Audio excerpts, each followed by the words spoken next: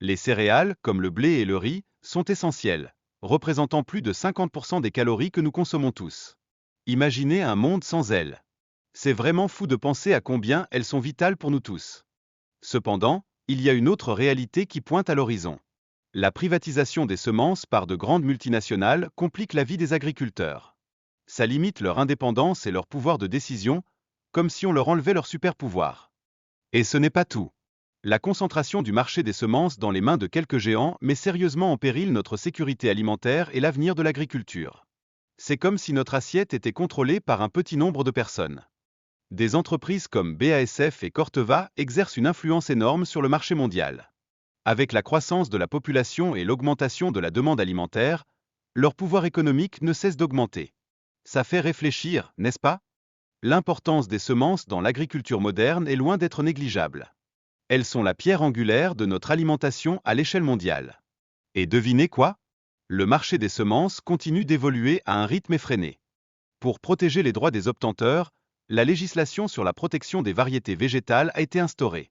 Mais cela a aussi conduit à une marginalisation des semences de ferme, comme si on essayait d'éteindre la lumière de l'agriculture traditionnelle. Il y a une vraie préoccupation concernant l'impact des variétés modernes de semences.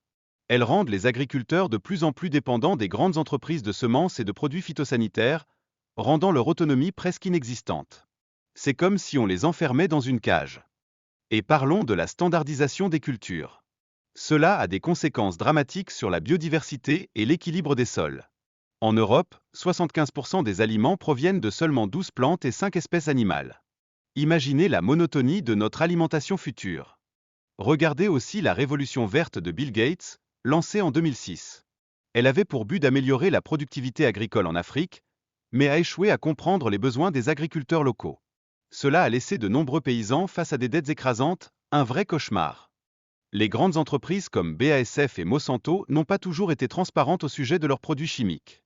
Leur comportement a causé des dégâts à la fois financiers et environnementaux. On parle de conséquences énormes sur notre façon de vivre. Le lobbying des industries agrochimiques est intense et influence les réglementations. Cela permet de continuer à utiliser des substances controversées comme le glyphosate, malgré les inquiétudes sur la santé. C'est comme si on ignorait les alarmes qui retentissent autour de nous. Et cette concentration croissante des entreprises de semences rend presque impossible d'arrêter leurs pratiques. Cela impacte directement notre écosystème agricole, montrant à quel point il est fragile.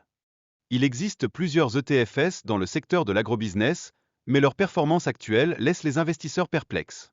Certaines affichent des pertes significatives sur 3 ans, ce qui soulève des questions sur l'avenir de l'investissement dans ce domaine. Les géants agrochimiques sont désormais soumis aux lois du marché. C'est une période difficile, marquée par les transitions environnementales et le ralentissement économique qui pèsent lourdement sur leur performance.